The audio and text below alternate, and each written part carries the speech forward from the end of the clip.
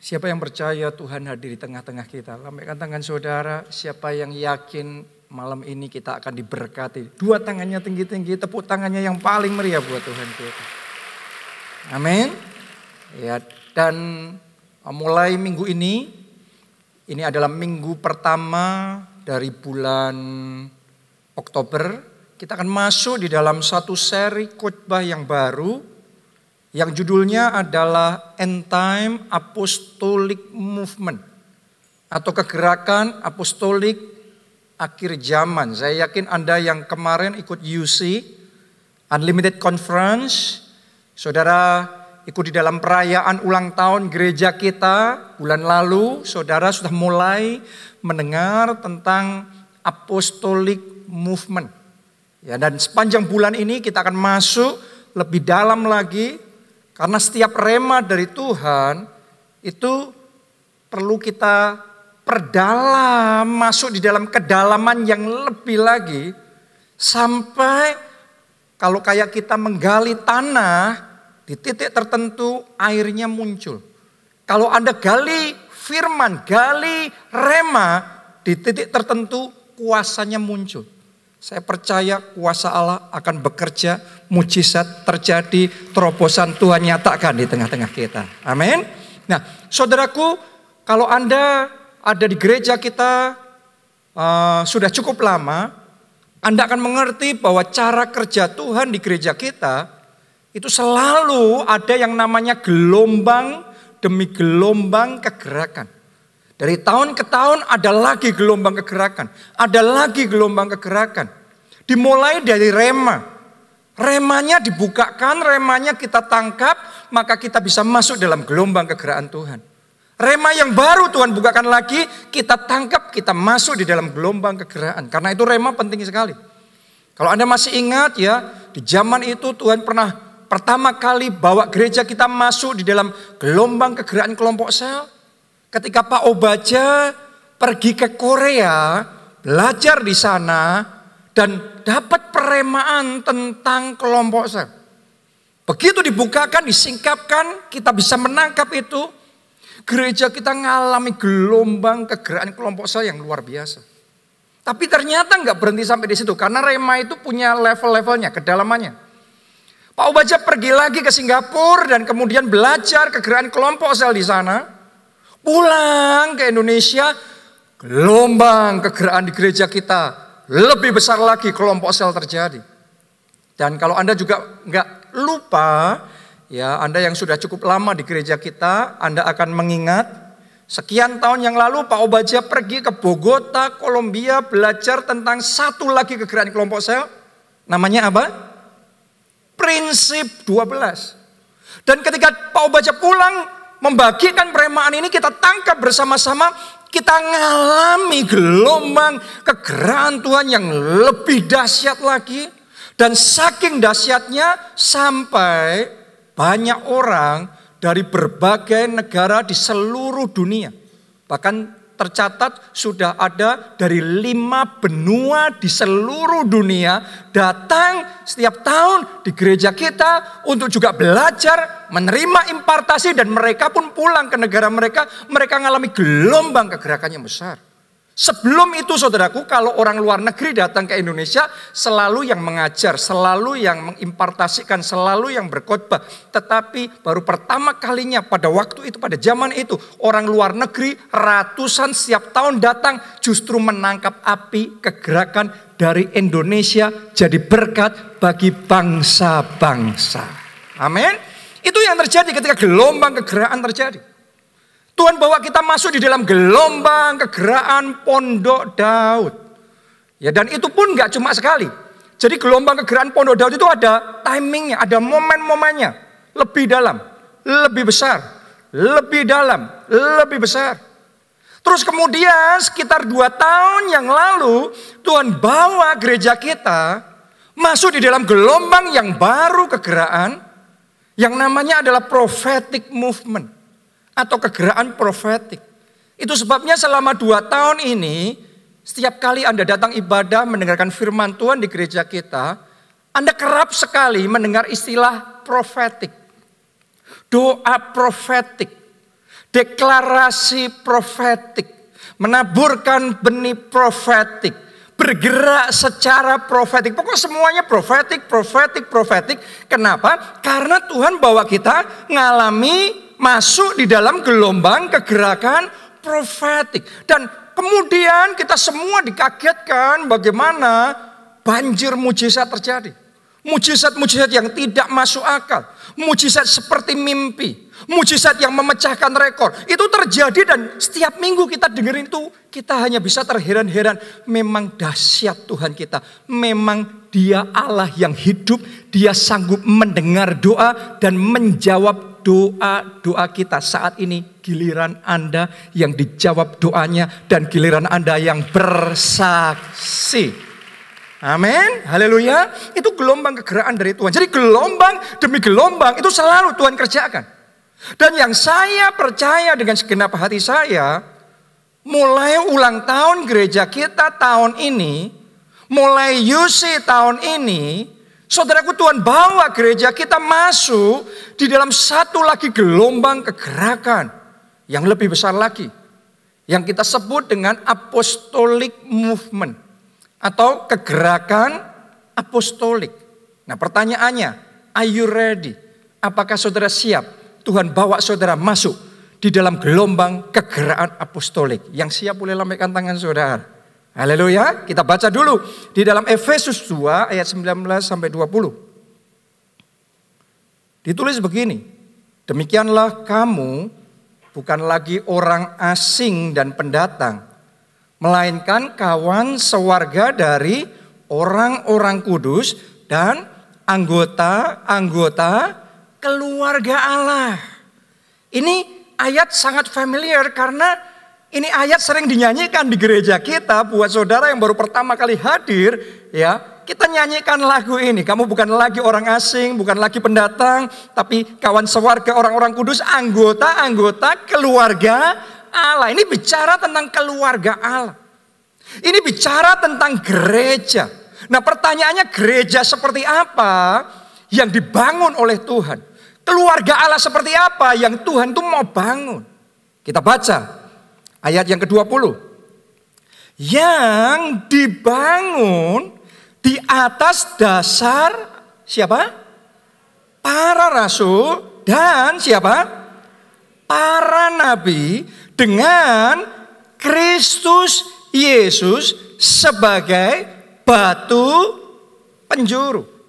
Jadi ternyata yang namanya keluarga Allah, yang namanya gereja dari Yesus Kristus, Dia mau bangun gerejanya di atas dasar para rasul dan para nabi dengan Kristus Yesus sebagai batu penjuru. Batu penjuru itu batu yang paling besar. Dari dasar yang ada yang paling besar itu disebut batu penjuru, batu utama. Dia kepalanya yang memimpin Yesus. Itu sebabnya buat saudara yang menerima, buat saudara yang jadi orang Kristen, saudara terimanya Yesus Kristus sebagai Tuhan dan Juru Selamat. Dia batu penjuru di dalam kehidupan kita. Tapi Anda harus ngerti bahwa Yesus Kristus mau membangun gerejanya di atas dasar yang dipakai oleh Dia adalah para rasul dan para nabi. Nah, kata rasul dalam bahasa Inggrisnya disebut apostle. Ya, nabi disebut dengan prophet.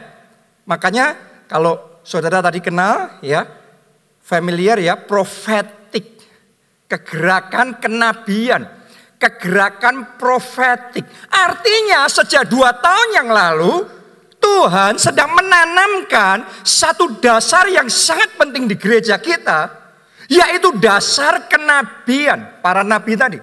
Dasar kegerakan profetik. Itu sebabnya karena dasarnya ditanam, maka bisa muncul bangunan yang menjulang.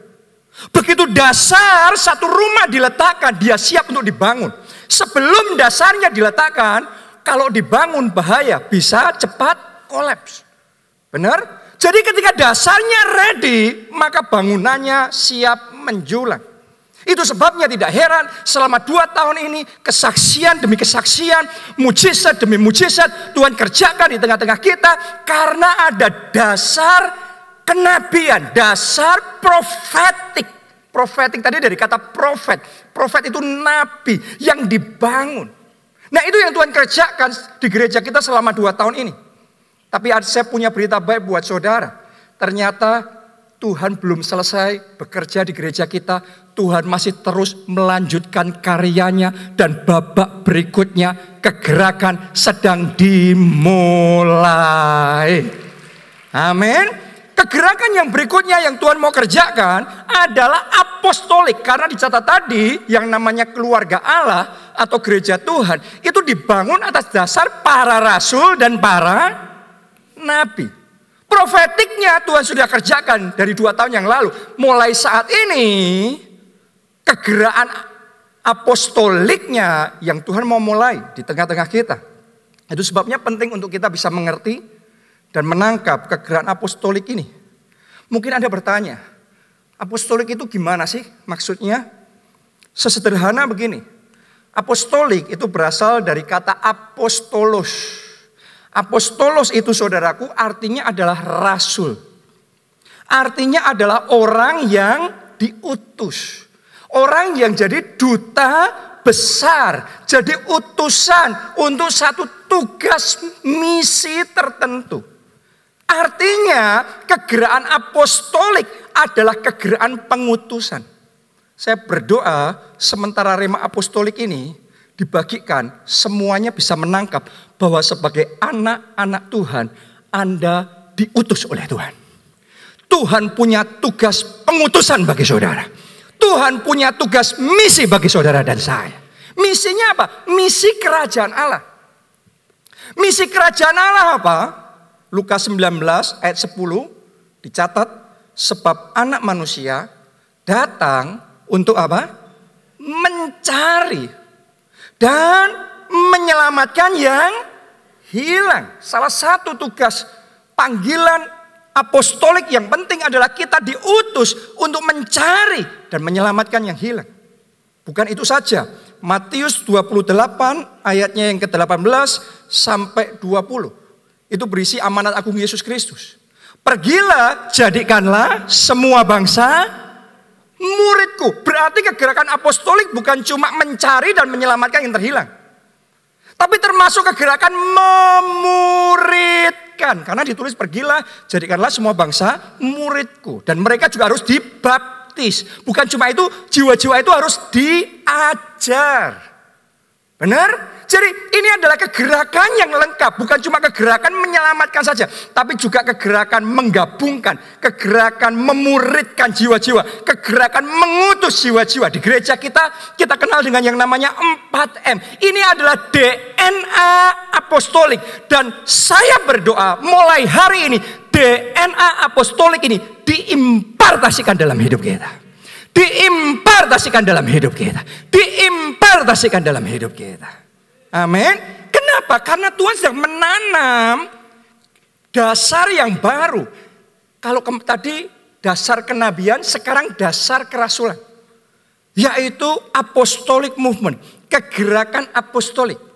Jadi sebagai anak-anak Tuhan, saudara sadari. Kita diutus untuk menyelamatkan jiwa.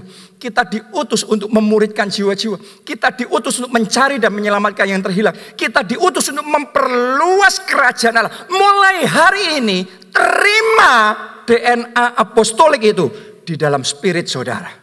Di dalam roh saudara. Jangan sampai tanpa sadar sebagai anak Tuhan kita kehilangan DNA apostolik ini. Saya punya satu cerita. Suatu kali di satu laut yang sering sekali terjadi kecelakaan kapal dan banyak korbannya. Di sana dibangun satu pos komando penyelamat. Ya, jadi orang-orang yang memang terbeban hatinya, orang-orang yang sukarelawan-sukarelawan yang mau untuk menyelamatkan para korban itu, mereka ada di sana. Dan suatu kali benar saudaraku terjadi lagi kecelakaan kapal di sana dan banyak korbannya. Tapi karena ada pos komando penyelamat ini ada orang-orang yang siap bertugas di sana, maka para petugas ini, sukarelawan ini, mereka berjuang, mereka mempertaruhkan nyawanya, mereka berkorban sedemikian rupa untuk menyelamatkan para korban itu. Sehingga banyak dari korban-korban yang harusnya mati tapi tidak mati, akhirnya bisa diselamatkan. Karena diselamatkan, wah, korban-korban ini mereka berterima kasih, mereka sangat bersyukur. Sehingga banyak sekali donasi, banyak sekali sumbangan-sumbangan yang dikirimkan untuk pos komando keselamatan. Bahkan banyak dari korban-korban ini mereka juga ikut merasa terpanggil jadi sukarelawan di pos komando penyelamat itu. Akhirnya saudaraku, pos komando yang tadinya kecil, sederhana, biasa, sekarang dibangun karena banyak bantuan, banyak support. Dibangun besar, dibangun megah, dibangun indah, dikasih perlengkapan AC, karpet yang bagus, televisi, ada video games di sana, meja pingpong, tempat olahraga dan macam-macam. Wah, itu luar biasa. Orang jadi enjoy di sana, orang asik bersosialisasi di sana. Wah, menyenangkan sekali. Akan tetapi dengan semua kenyamanan itu, tiba-tiba suatu hari terjadi lagi yang namanya kecelakaan kapal yang lain. Ketika kecelakaan kapal itu terjadi dan banyak korban yang butuh untuk diselamatkan. Anehnya saudaraku, kalau nggak hati-hati, kenyamanan itu bisa menina-bobokkan kita. Demikian pula para sukarelawan di pos penyelamat itu. Mereka sudah demikian nyamannya. Ketika kecelakaan terjadi, harusnya mereka yang berjuang. Harusnya mereka maju dan menyelamatkan korban-korban itu. Tapi sebagian dari mereka menjawab, wah, badannya terlalu besar. Kalau aku nanti yang terjun ke sana, gimana kalau aku yang celaka? Resiko. Korbannya terlalu banyak. Sebagian dari mereka ngomong, wah, aku sedang sibuk nih. Lagi banyak urusan. Sebagian dari mereka ngomong, wah, gamesnya belum selesai nih. Aku belum selesai. Gamesnya ini baru level 5 ini. Ini masih harus diselesaikan dulu. Dan mereka ngomong ini, mereka ngomong, pokok mereka tidak bersedia untuk menyelamatkan korban-korban tersebut. Tapi puji Tuhan, ada segelintir sukarelawan yang masih punya hati nurani, yang ngerti kenapa mereka ada di pos komando keselamatan itu. Dan mereka orang-orang yang langsung berlari, langsung berjuang dengan segenap kekuatan. Mereka menyelamatkan sehingga para korban yang harusnya celaka, tidak celaka, bisa diselamatkan. Saudaraku, kalau Anda dengar kisah ini, mungkin kita merasa ironi sekali. Kenapa kok orang yang di pos komando penyelamatan malah memikirkan dirinya sendiri? Tapi kadang-kadang kalau nggak hati-hati, kita bisa juga seperti sebagian besar dari sukarelawan yang ada di pos tersebut. Kenapa saya ngomong begitu? Karena tadinya kita ini orang-orang yang terhilang, jiwa-jiwa yang terhilang. Anda dan saya tadinya di luar Tuhan. Tapi kemudian ada orang-orang yang dipakai Tuhan untuk memberitakan Injil, memberitakan kabar baik, memperkenalkan Yesus kepada keluarga kita, memperkenalkan Yesus kepada saudara dan saya. Sehingga akhirnya kita yang harusnya binasa di dalam dosa, tapi kita memperoleh pengampunan dosa. Tapi kita diperdamaikan dengan Allah. Kita tidak binasa, kita beroleh hidup yang kekal. Siapa di sini yang percaya Anda punya jaminan keselamatan di dalam nama Yesus? Boleh lambaikan tangan saudara. Yang bersuka cita, tepuk tangannya boleh yang paling meriah buat Tuhan. Amin. Dan kita sangat bersyukur, kita bersuka cita, terima kasih Tuhan untuk keselamatan yang Tuhan beri. Saya tidak binasa, tapi saya beroleh hidup yang kekal. Kita jadi anak Tuhan, kita bertumbuh di gereja, kita ada di kelompok sel, kita punya komunitas pergaulan, kita menikmati keselamatan kita. Tapi saya mau ngomong sama saudara, jangan sampai sementara kita menikmati keselamatan, kita kehilangan panggilan apostolik kita. Jangan sampai kita lupa bahwa tujuan Tuhan menyelamatkan kita adalah kita diselamatkan untuk menyelamatkan. Kita dipulihkan untuk memulihkan.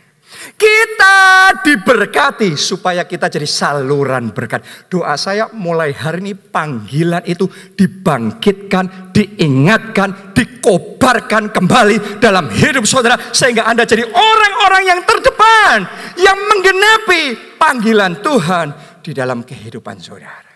Sadarilah saudaraku, Tuhan memanggil kita untuk bersaksi.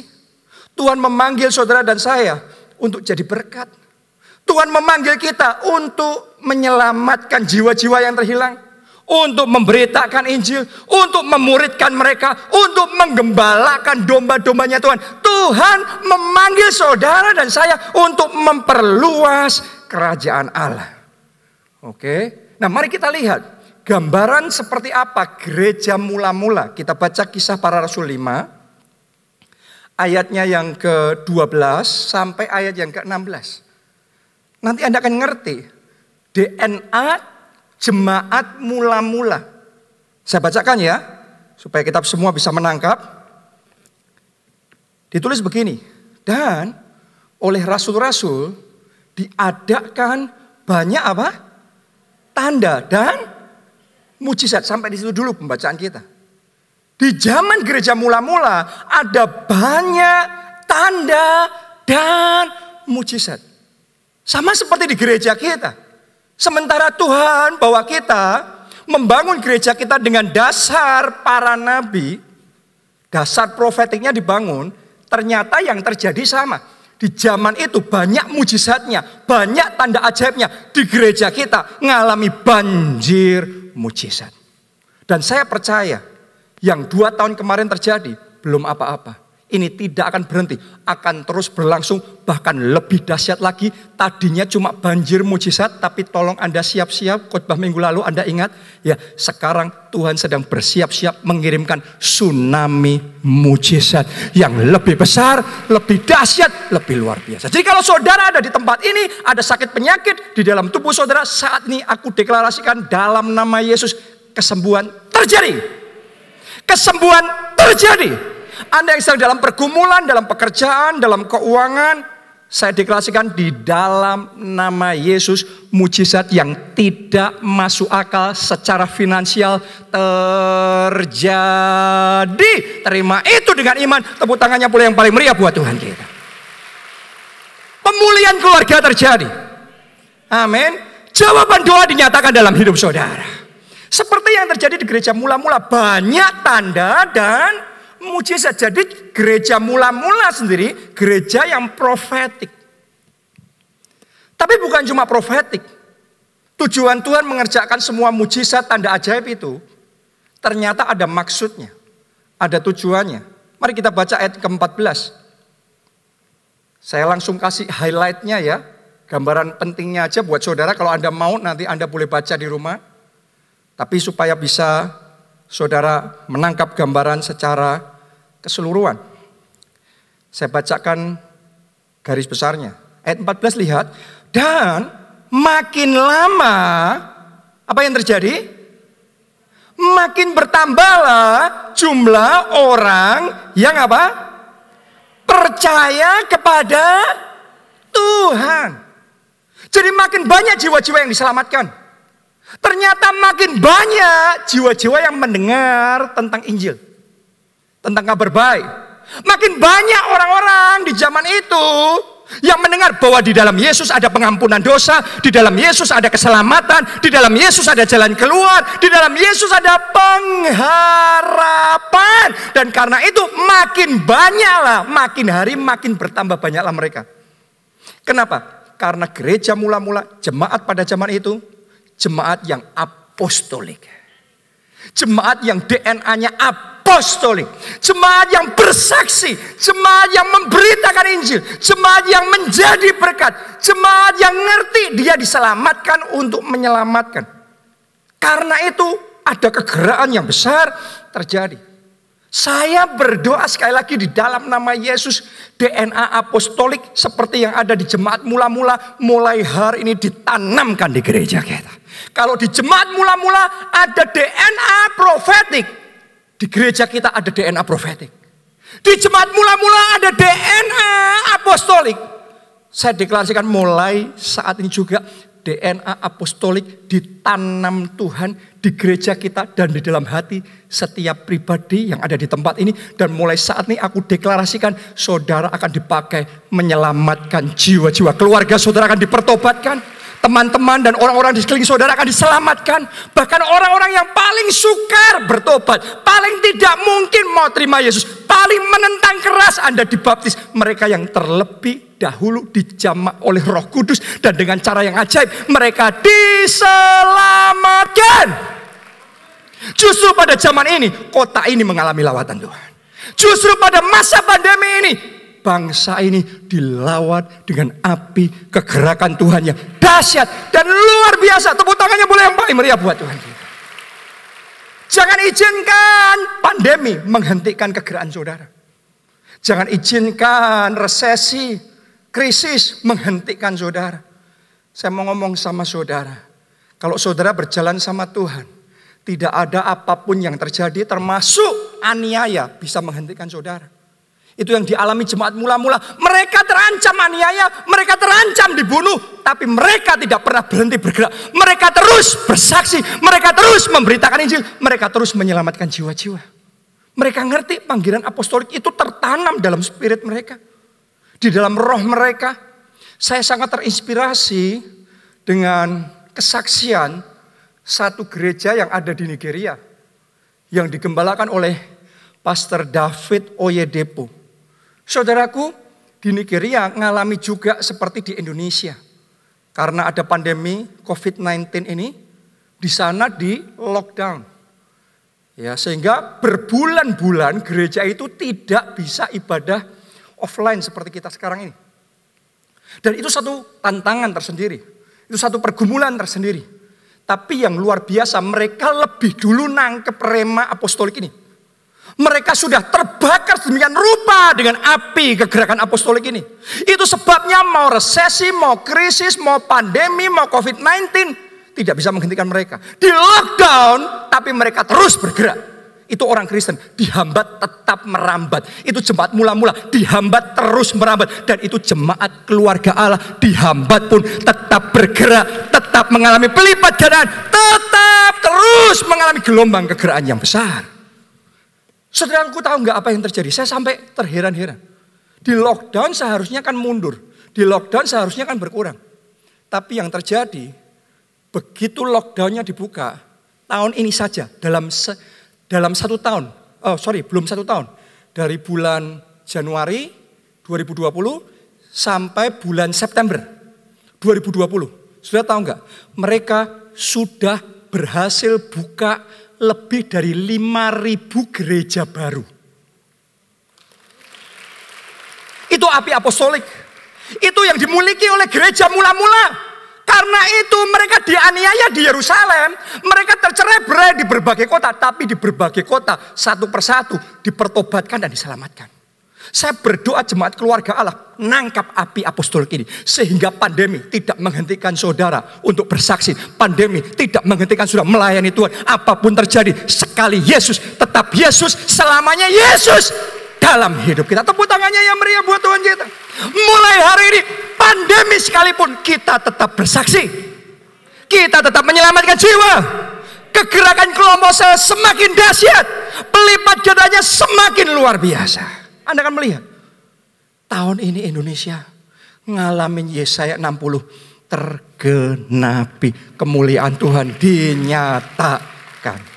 Amin, haleluya. Jadi saya berdoa saudara semua meresponi panggilan apostolik ini. Saya berdoa seluruh pelayan Tuhan kita jadi pelayan Tuhan apostolik. Para pengkhotbahnya pengkhotbah apostolik. KKS-nya, ketua kelompok selnya, jadi KKS apostolik. Kalau KKS belum jadi apostolik, jemaat belum apostolik, kelompok selnya kedatangan jiwa baru, orang baru aja, malah mereka bukannya seneng, malah merasa terganggu loh.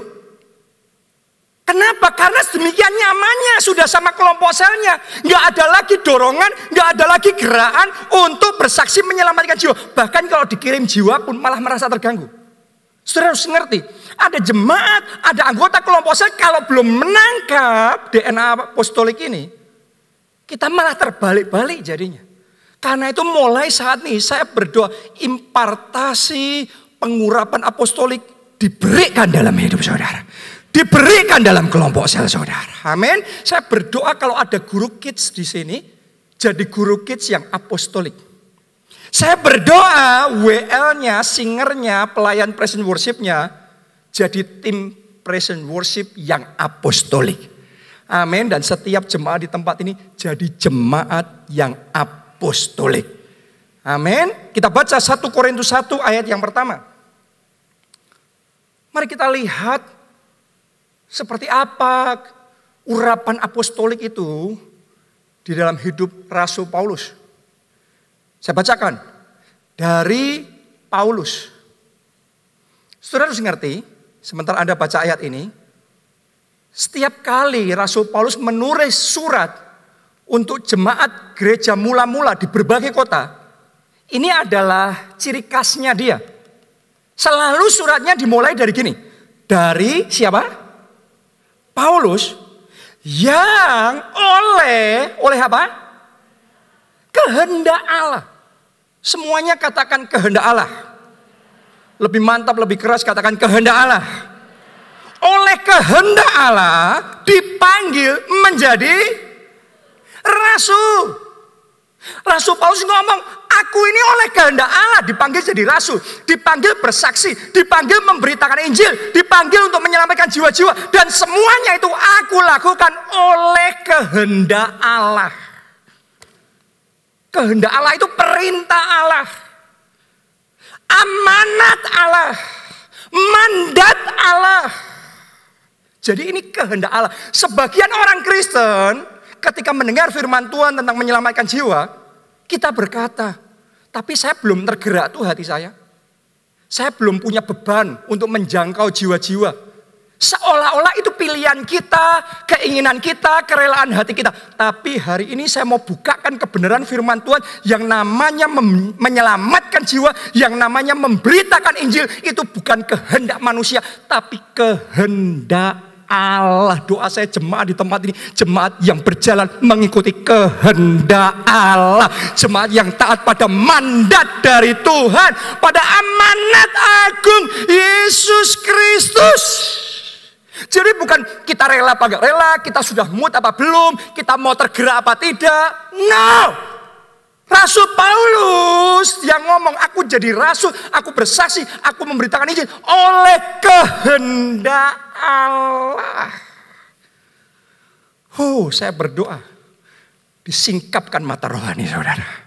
Mulai hari ini Anda harus ngerti, kalau Anda masih punya keluarga yang belum diselamatkan, teman yang belum diselamatkan, orang di sekeliling saudara yang Anda kenal belum diselamatkan, saya mau katakan tugas menyelamatkan jiwa itu kehendak Allah.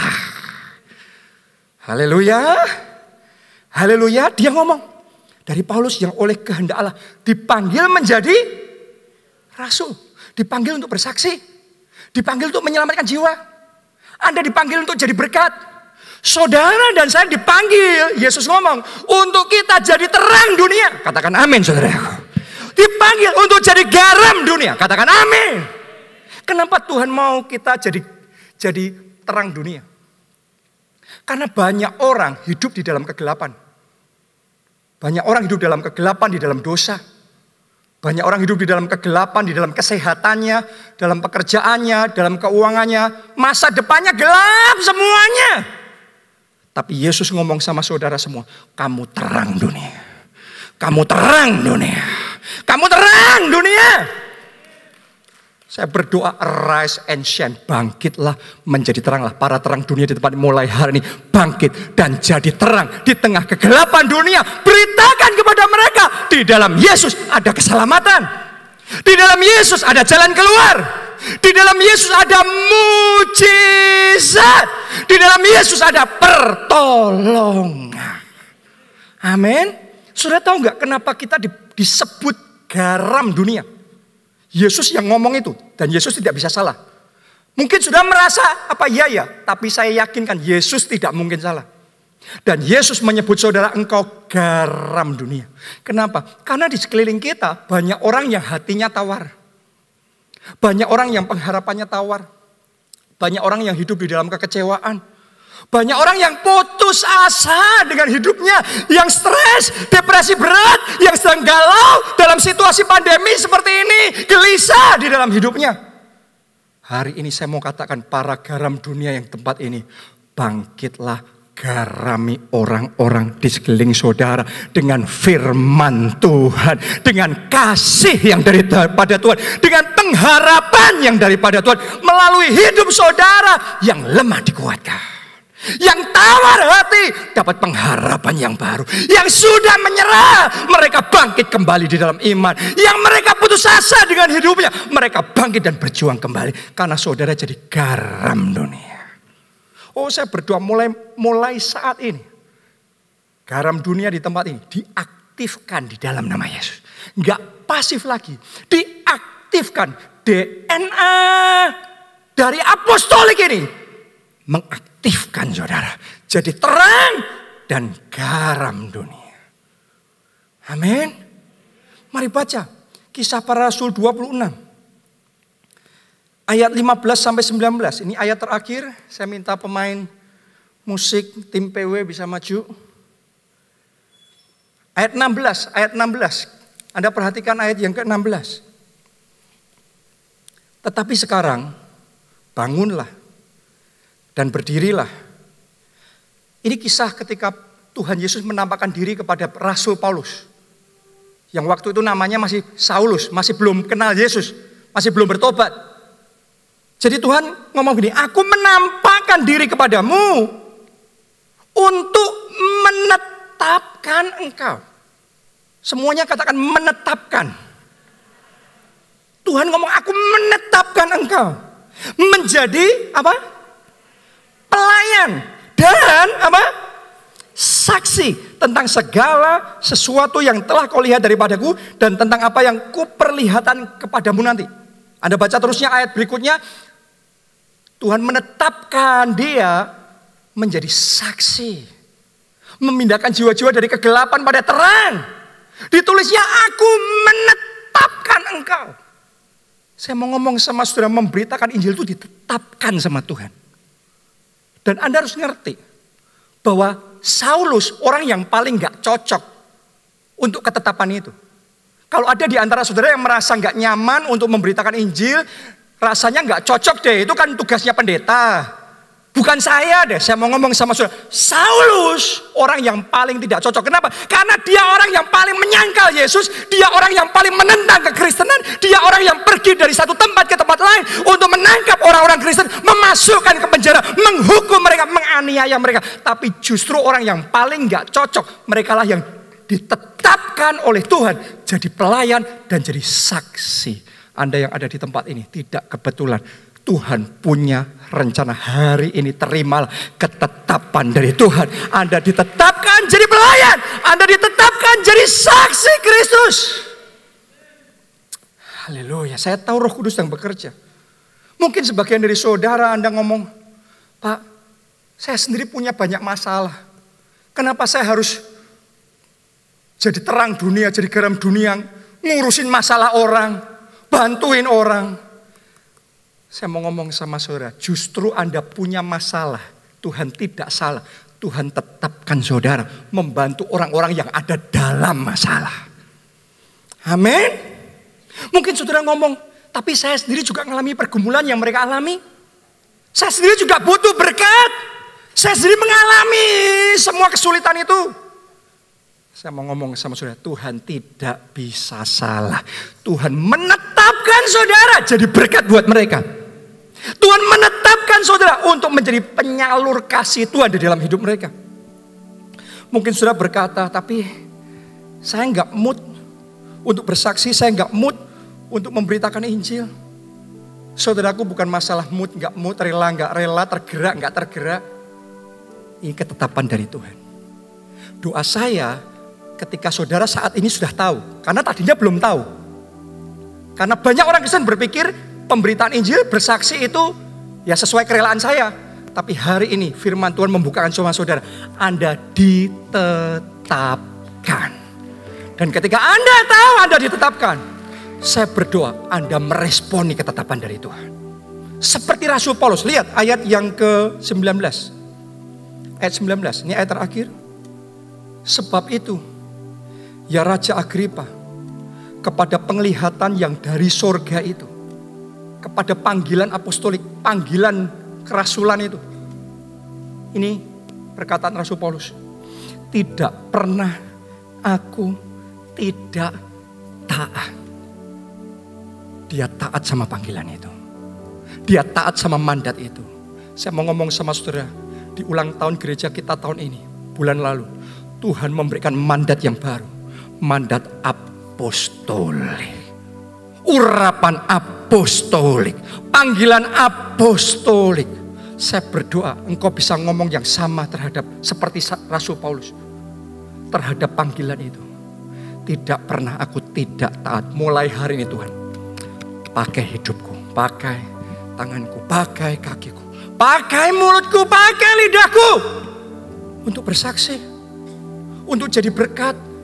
Untuk melayani. Untuk menyelamatkan jiwa-jiwa yang terhilang. Justru kalau saudara mau dipakai Tuhan, saya mau katakan, Tuhan tidak akan merugikan saudara. Anda akan melihat Tuhan turut campur dalam hidupmu. Anda sendiri akan mengalami pelipat gandaan, pemulihan dan mujizat besar dari Tuhan. Masih ingat gak saudara kisah Ayub?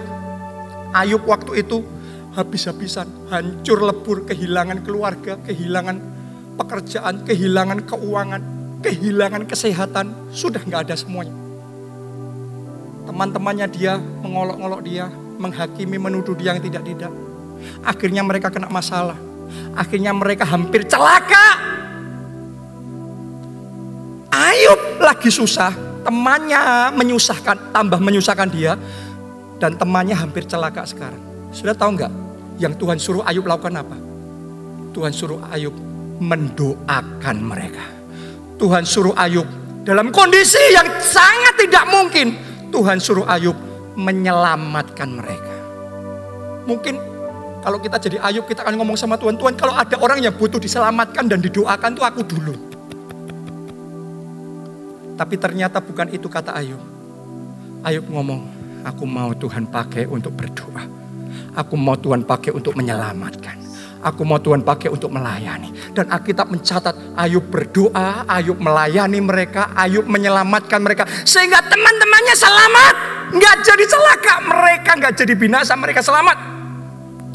Tapi sementara Ayub melakukan itu, sudah tahu nggak? Alkitab mencatat justru saat itulah tangan Tuhan bertindak, tangan Tuhan bekerja, Ayub dipulihkan. Dan pemulihannya nggak sama, 2 kali ganda. Anda yang sedang dalam masalah, Anda yang sedang dalam pergumulan, banyak hal yang sedang kau pikirkan.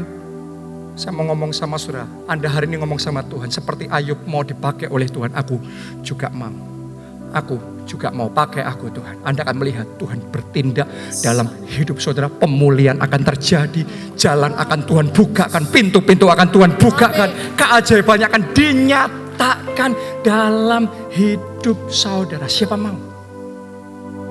Bangkit berdiri, bangkit berdiri.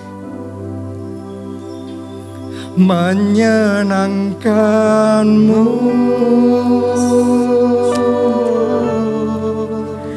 menyukakanmu,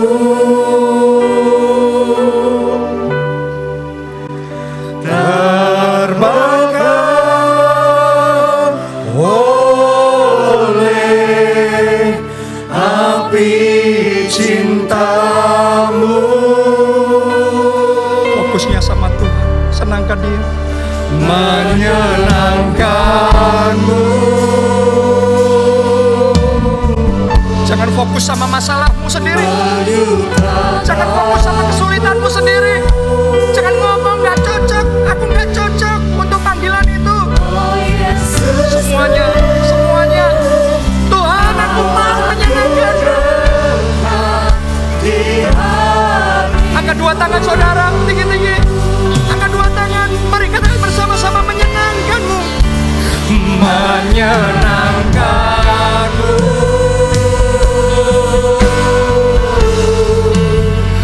menyukakan-Mu. Amin. Terbakar oleh api cinta-Mu,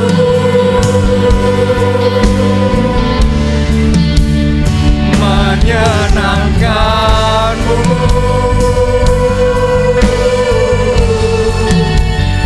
menyukakan-Mu.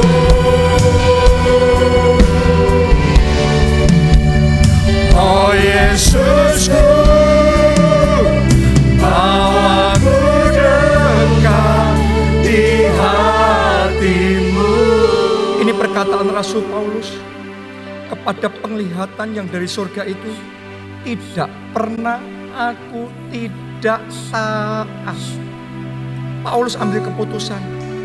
Begitu dia ngerti itu panggilan Tuhan, itu ketetapan Tuhan, dia ambil keputusan selalu taat pada panggilan. Bagaimana dengan saudara?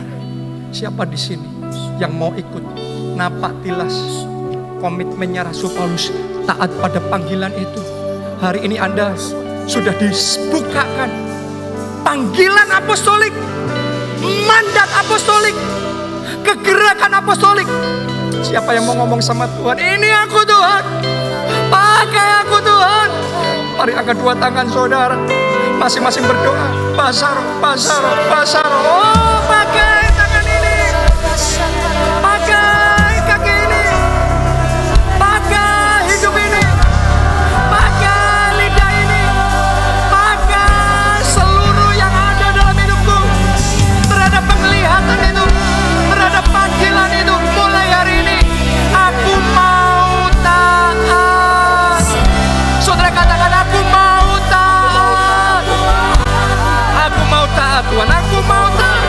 Aku mau jadi saksi. Aku mau jadi berkat. Aku mau jadi terang dunia. Aku mau jadi garam dunia.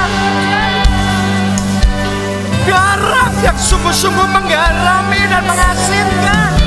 Terang yang sungguh-sungguh menerangi kegelapan dunia. Aku mau. Aku taat. Pakai kami Tuhan. Pakai kami. Pakai setiap jemaat di tempat ini. Pakai. Pakai. Pakai. Mulai hari ini. Keluarga-keluargaku. Teman-temanku yang masih terhilang. Tuhan pakai hidupku. Pakai lidahku. Pakai segala yang ada dalam hidupku untuk membawa penghiburan dari Tuhan, membawa kekuatan dari Tuhan, membawa kasih dari Tuhan dalam hidup mereka. Pakai aku ya Tuhan. Oh Jesus, Jesus, Jesus, Jesus, Jesus, Jesus. Justru sementara saudara dipakai oleh Tuhan, Anda akan melihat Tuhan sendiri bekerja dalam hidup saudara. Tuhan sendiri mendengar doa saudara. Seperti Ayub. Meskipun masalahnya banyak, meskipun dia harusnya yang pertama ditolong, tapi justru dia yang menyediakan hidupnya untuk menolong teman-temannya, untuk melayani dan berdoa untuk menyelamatkan mereka. Tapi ternyata untuk orang-orang yang mau dipakai Tuhan seperti Ayub, bagiannya, pemulihannya 2 kali ganda. Bahkan buat saudara yang meresponi, saya yakinkan saudara, saya percaya ini tahun kemuliaan Tuhan. Akan ada orang-orang di tempat ini mengalami mujizatnya 7 kali ganda. Bahkan tidak terbatas. Angkat 2 tangan saudara, angkat 2 tangan. Oh, di dalam nama Yesus, mujizat 7 kali ganda terjadi. Berkat 7 kali ganda terjadi. Ya, kemenangan 7 kali ganda terjadi. Mari berdoa, angkat suara berdoa. Oh, la la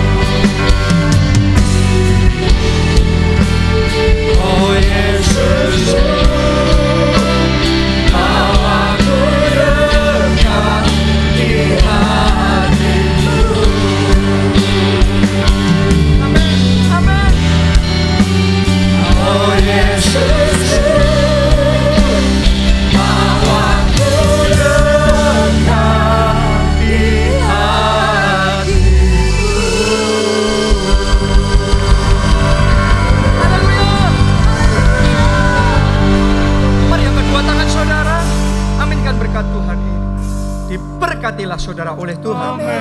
Diberkatilah keluarga saudara oleh Tuhan. Diberkatilah studi dan pekerjaan saudara oleh Tuhan.